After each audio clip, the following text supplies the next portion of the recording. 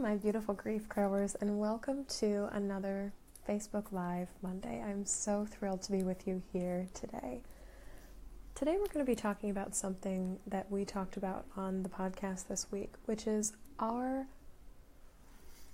missing someone, our wishing somebody was still here on the earth to see us, to be a part of our lives, to see others and the things that we've created, to be proud of us, or even just to be sitting next to us.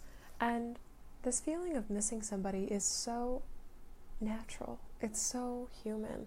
And this week on the podcast, I talked a lot about society's tendency, society's inclination to be really forward-driven, to be really progress-driven, to be really focused on the future and what comes next. And there's been kind of this pathology tied to missing someone, as in, if you're missing someone, oh, you obviously haven't healed, you're obviously not over it, it's been so long, why are you still missing them? There seems to be this pathology tied to the fact that we miss the people that we love, as in, I don't know, it almost seems like for different types of losses even, that we should be over our losses at certain periods of time and not miss them anymore. And grief growers, it's just not, A, it's not how it happens, and B, it's just not practical.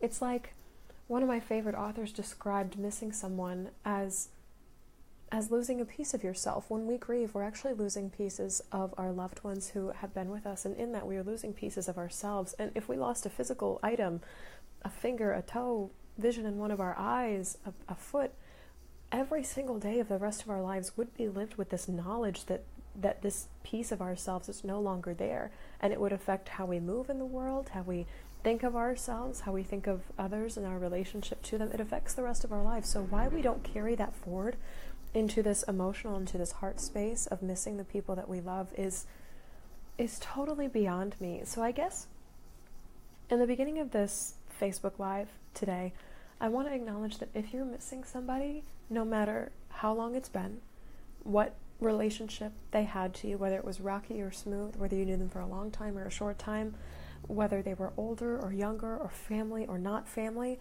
if you are missing someone today, acknowledging that that is okay and it is normal, and all of us will continue to miss people that we have grieved, that we have lost for the rest of our lives. And I'll insert a little disclaimer here that I'm using this Facebook Live and I use the podcast this week to talk about missing people, but we can also miss pets. We can also miss homes and places that we used to inhabit, like physical locations in society. We can also miss ideas and beliefs that we used to hold. That's why this whole idea of childhood and nostalgia and remembering this time that was so good when we believed these things to be true, we miss that. We ache for that feeling as well. We can miss old jobs, old coworkers, things like that. We don't just have to miss people. We can miss a lot of things. Anything that you can grieve is something that you can miss.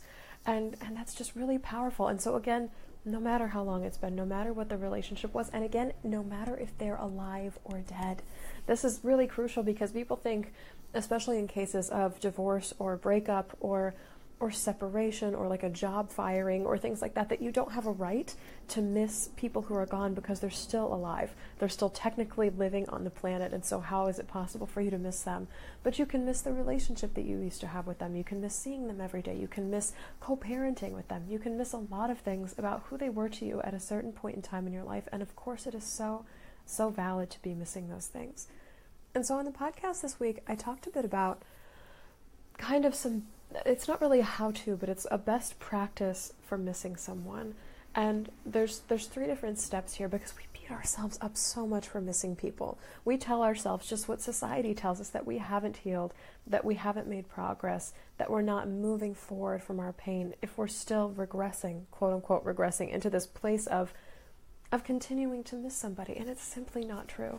So the first step in some best practices for missing someone is to acknowledge that you miss them and that it's okay. So if you're at some big event with your family, say like a graduation or a Valentine's Day dinner, I know Valentine's is coming up, or if you're at, the holidays especially, thinking of someone that you love or thinking of someone who is no longer there, whether it's a spouse, a child, a grandparent, a pet, this feeling of things being different, like if a diagnosis has happened the year before would have been much different than the year that you're living now. just having that come into your thoughts and your space of, man, I really wish they were here to see this, or man, I really miss when things were that good, or we believed this to be true, or we were all in this innocent space of holding these beliefs to be real, or I wish we could be making this recipe together, or I wish they could see how stupid Aunt Marge's dress is. Like, just any type of missing them is so valid. And just when you have those thoughts, say, wow, in this moment, I am missing them. I am missing this. I am in this aching, this longing process, space of missing something. I am longing. I'm in this space of longing. So that's the first kind of best practice for what to do when you miss someone. The second best practice that I found very, very helpful, especially in the midst of my own grief, especially missing my mom in the first 2 years that she died, and even continued now into today, is to let somebody else know that you're missing them. Tell another human, no matter who it is, how you found them, what your relationship is, and how, if at all, they knew the person that you miss. So you could do this with a friend or a family member that did actually know the person who is gone. You can do this online. You can post on your Facebook wall, or post on Instagram, or post on Twitter that, hey, I'm really missing them today, or remember that time when that was really cool, I wish they were here. Always honoring XYZ person that was a part of my life. And this is really helpful, especially to, I found the members of my Grief Growers Garden, which is the private Facebook group that I host. And these are listeners of the podcast, but also viewers to this Facebook Live, and they post pictures, and they post tributes, and they post poetry that's related to these people, these pets, these things, these places, these beliefs that they've lost. And it's just really important. It's not a confessions process. It's this process of unburdening. It's this process of putting this somewhere else for other human eyes to see, not only so that you don't have to carry it alone anymore, although that's a really huge part of it, but it's so other humans can see it and kind of normalize and be in this space as well of, it's okay to miss. Oh wow, I miss my loved ones too. Oh, I'm honoring that space in them today. I see that grief. The grief in me sees the grief in you. It's a kind of a namaste, but twisted. The grief in me sees the grief in you. But just having your loved ones, these memories, honored in a space that's outside of yourself, it decreases the loneliness, but it also increases connection with others.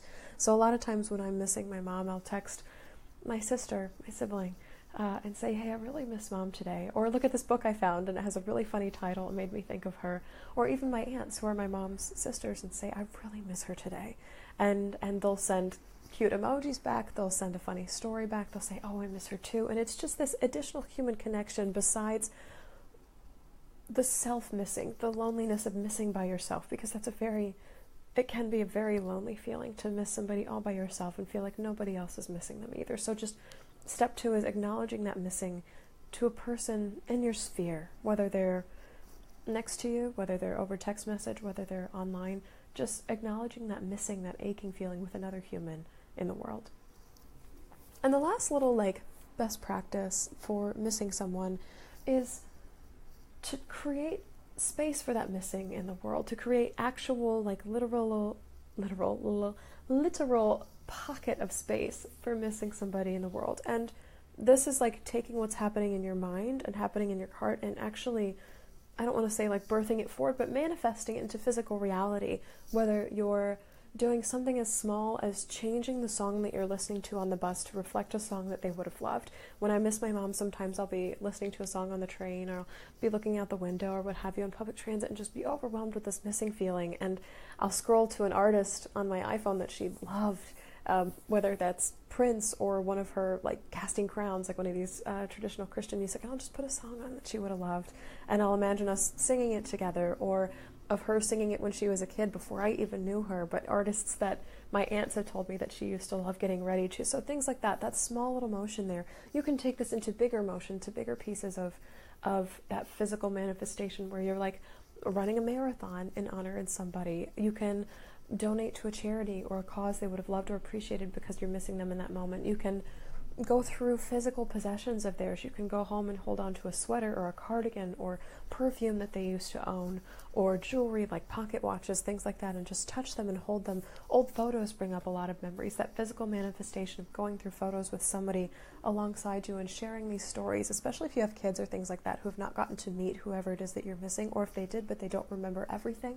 it's a really cool practice to take this, again, the mental and the heart space, and bring it into this physical manifestation of, I miss them, and now I'm going to bring this into my physical world so it's closer to me, like energetically closer. It's already close to you because it's in your brain and in your heart, but when you bring it into this physical space, you have something to hold on to still. And that's really, really important when we miss people.